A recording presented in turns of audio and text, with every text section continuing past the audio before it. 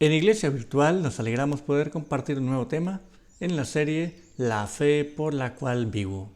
Hoy exploraremos la Iglesia del Nuevo Testamento. Esta iglesia, la Iglesia del Nuevo Testamento, recibe sus creencias fundamentales de la Iglesia del Antiguo Testamento. En el tema anterior hicimos referencia a la Iglesia del Antiguo Testamento. Sin embargo, debemos hacer memoria de algunos detalles de esta Iglesia del Antiguo Testamento para referirnos posteriormente a la Iglesia del Nuevo Testamento.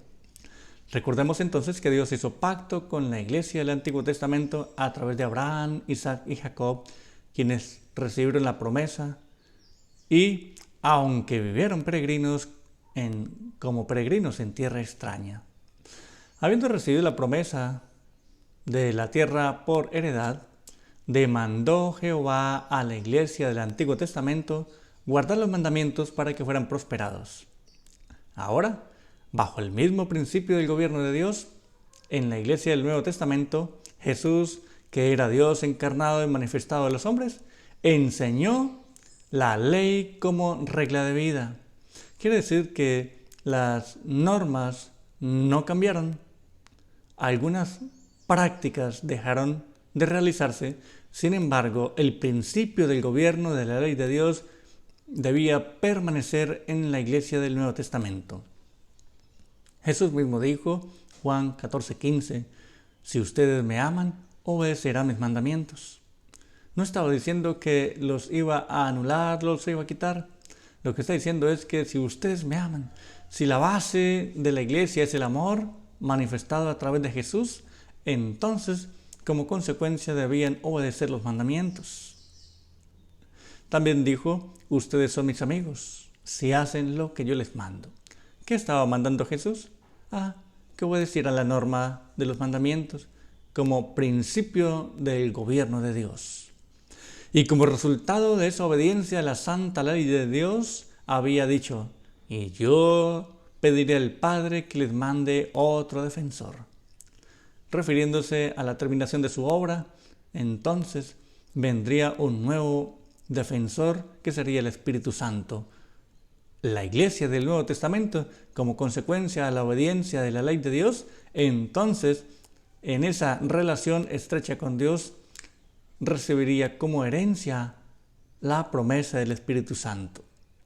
La Iglesia del Antiguo Testamento había enseñado mediante los profetas y sus constantes manifestaciones.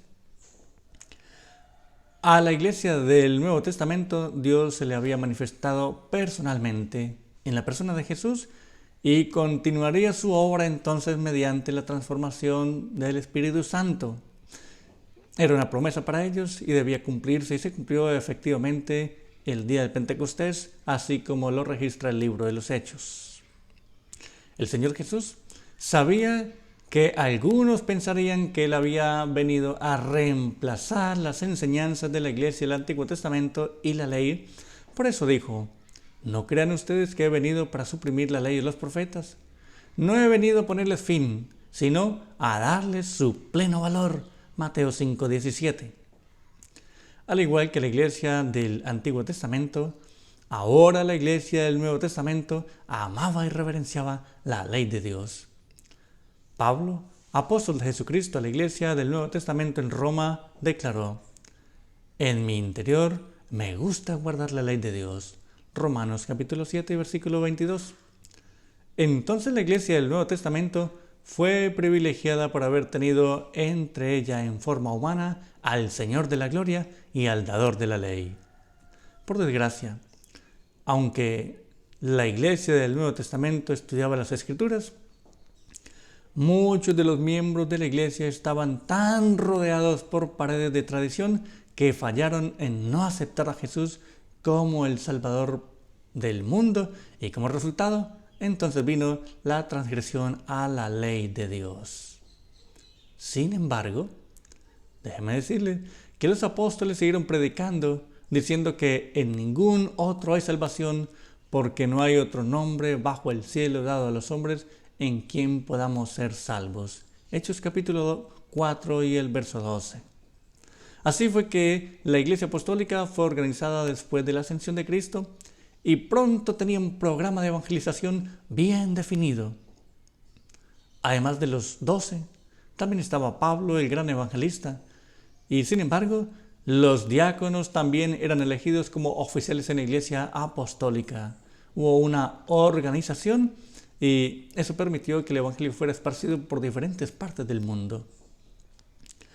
Parece que las oficinas generales de la iglesia estaban en Jerusalén, pero los apóstoles y maestros fueron comisionados a ir a todo el mundo y predicar el evangelio a toda criatura, tal como lo mencionaba la comisión evangélica dada por el mismo Señor Jesús en el libro de Mateo y el último capítulo.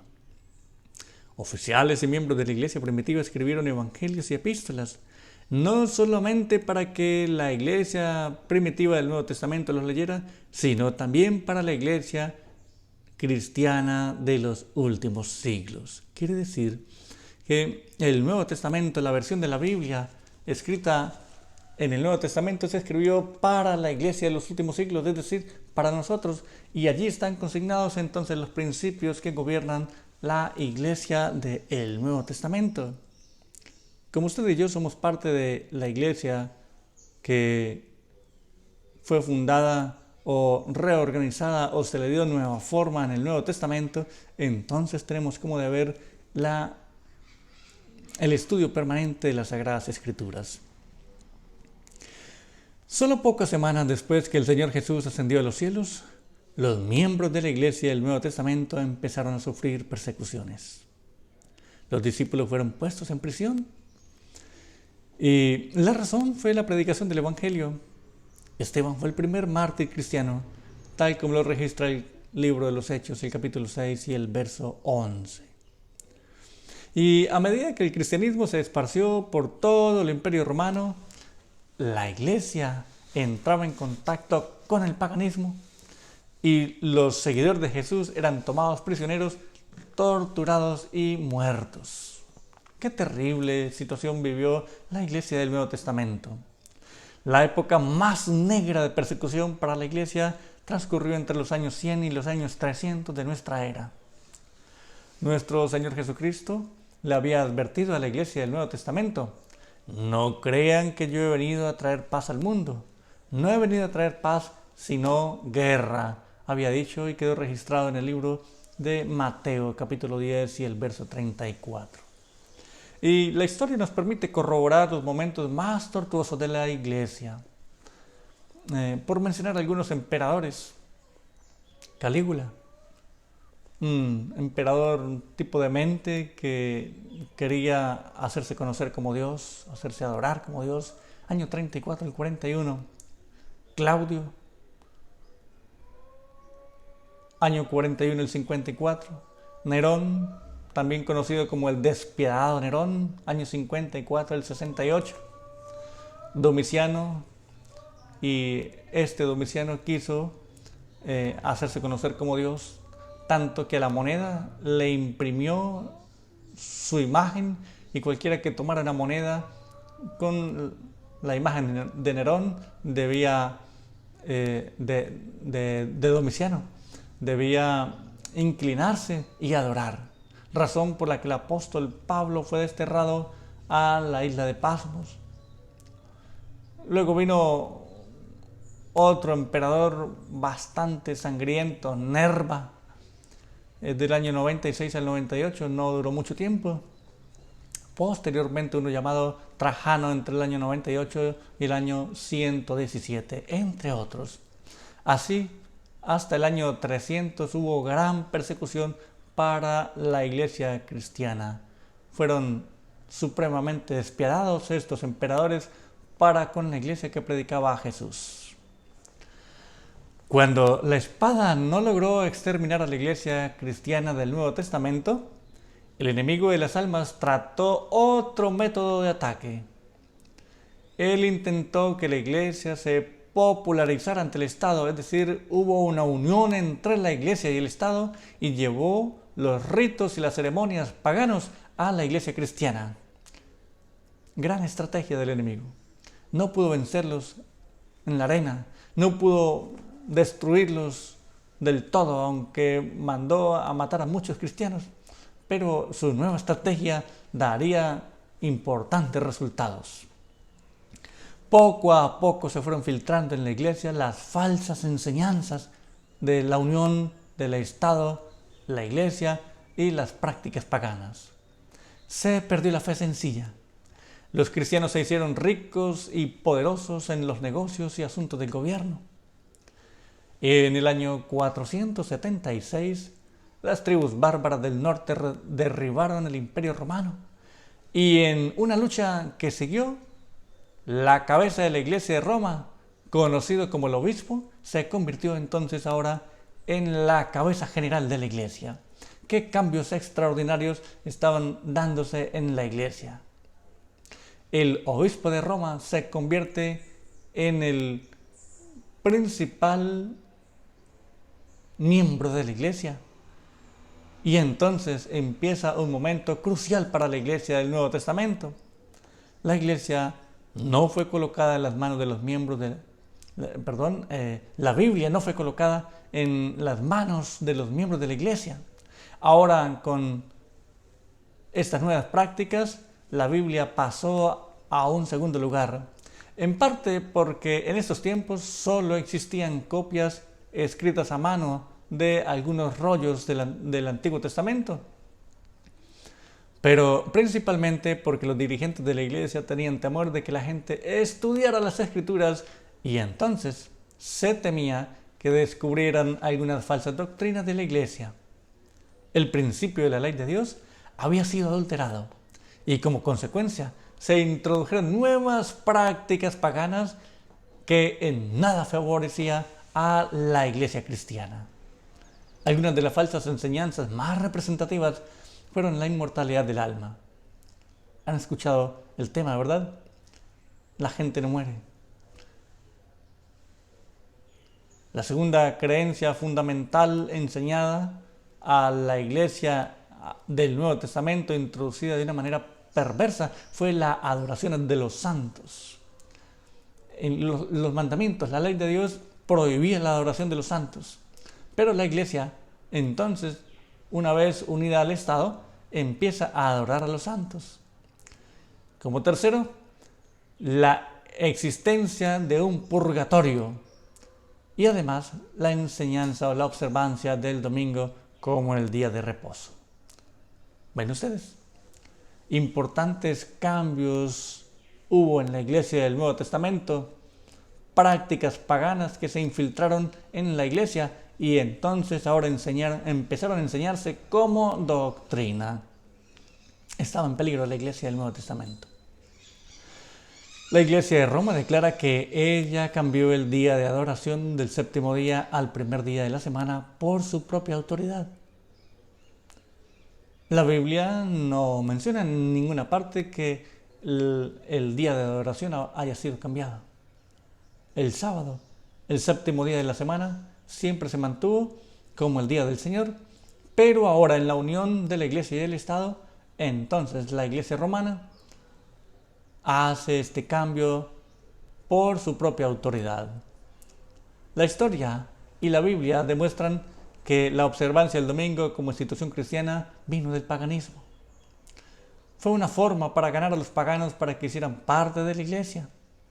Y a pesar del compromiso y de la apostasía que se deslizó en la iglesia del Nuevo Testamento, siempre hubo un remanente fiel que tenía la fe en Jesús y que guardaba los mandamientos. Siempre ha habido hombres y mujeres fieles que han portado en alto la bandera y el estandarte del Evangelio. Al igual que en tiempos del profeta Elías, Dios siempre sostuvo seguidores fieles que no declinaron ante tan grave apostasía religiosa. Ahora, déjame preguntar por tu fe. ¿Es tan pura tu fe como la fe de la iglesia del Antiguo Testamento? Bueno, vale la pena hacernos la pregunta y reflexionar, respirar profundo. Hoy quiero invitarte a reevaluar tu fe si es posible.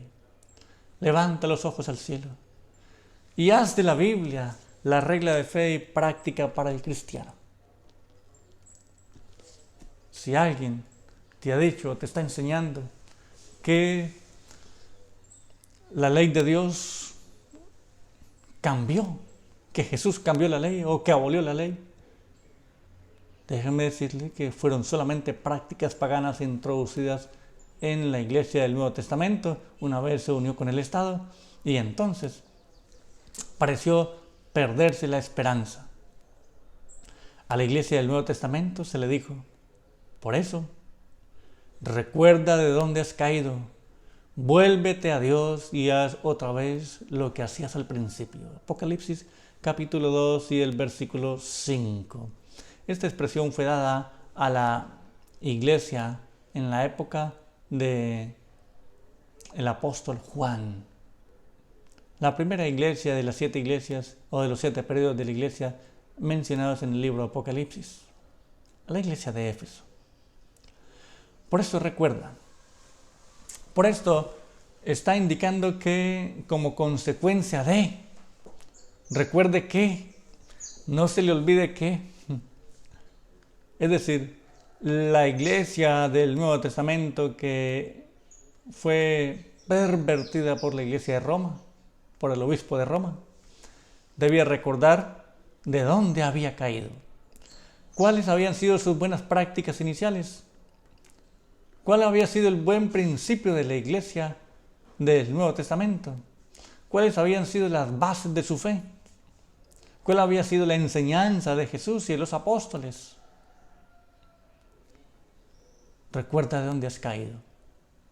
Parece que la iglesia del Nuevo Testamento llegó a un periodo y a un momento cruel en el que había caído profundamente en el foso cenagoso, en la más abyecta oscuridad, y por lo tanto el Señor a través del apóstol Juan le envió un mensaje: recuerda de dónde has caído.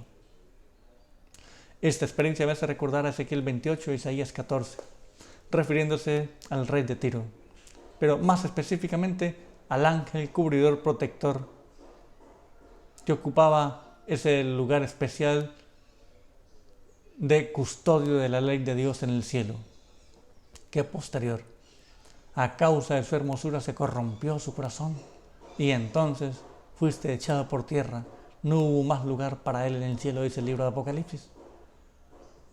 Cayó del estrado en el lugar donde se encontraba, en la misma presencia de Dios, por haber violentado abiertamente la ley de Dios. Había sido infiel, había desobedecido y por lo tanto había pecado. Y parece ser que la iglesia del Nuevo Testamento cayó del lugar que correspondía, del lugar donde se encontraba. Dejó de practicar los buenos principios de la ley de Dios y entonces ahora se le hace un llamado: vuélvete a Dios. Queridos, en el contexto de la iglesia del Nuevo Testamento, debo decirte, como dijo el Señor, vuélvete a Dios. Debemos volvernos al Señor. No leas la Biblia tratando de encontrar textos que aseguren lo que tenemos de preconceptos en la mente. La Biblia hay que leerla y dejarla que diga lo que debe decir. No podemos leerla para afirmar nuestros preconceptos, nuestras ideas preconcebidas. Deje que Dios hable a través de ella. Y si es el caso, lea nuevamente los textos que hemos mencionado anteriormente, en los que el Señor dice: no he venido para cambiar la ley, sino para darle pleno valor. Me gusta la versión Dios habla hoy, y por eso quisimos compartir esa versión en este tema importante de la iglesia del Nuevo Testamento. Una vez, habiendo analizado el tema de hoy, de la iglesia del Nuevo Testamento, no nos queda más sino preguntarnos: ¿hemos de volvernos a Dios? El texto de Apocalipsis 2:5 dice: y haz otra vez lo que hacías al principio. ¿Qué hacía la iglesia de Dios al principio? Guardaba los mandamientos, tenía una fe pura, tenían en común todas las cosas, compartían el Evangelio, iban de lugar en lugar en diferentes direcciones a compartir el Evangelio, las buenas nuevas de salvación. ¿Qué estamos haciendo nosotros? ¿Qué hacemos en la iglesia del Nuevo Testamento? Haz otra vez lo que hacía al principio. Vuélvase al Señor. Querido, yo quiero invitarte hoy a buscar la presencia del Señor y a disfrutar de plena comunión con Él. Recuerden que tenemos unos principios heredados por la iglesia del Antiguo Testamento, los seguimos en la iglesia del Nuevo Testamento y ahora nos corresponde seguir ese legado. El Señor va a volver. El libro de Apocalipsis dice que la característica de la iglesia del Señor es que guarda los mandamientos del Señor. Y el diablo, como león rugiente, anda buscando a quien devorar. Y se ha levantado en contra de la iglesia que guarda los mandamientos. Por lo tanto, te invito a mantener en alto el principio de gobierno de la iglesia en todas las edades. Dios te bendiga. Permíteme hacer una oración en esta hora. Dios, danos tu bendición. Ayúdanos a entender el principio de gobierno que has establecido para la iglesia del Nuevo Testamento. Ayúdanos, Señor, a entender que la ley es una manifestación de tu amor y que, por lo tanto, es nuestro deber compartir tu palabra, pero ser obedientes a tus preceptos. Y como fue indicado a la iglesia del Antiguo Testamento, para que nos vaya bien en todo lo que hagamos y digamos. En el nombre de Jesús. Amén. El Señor te bendiga. Pases un lindo día en la compañía de nuestro amante Padre.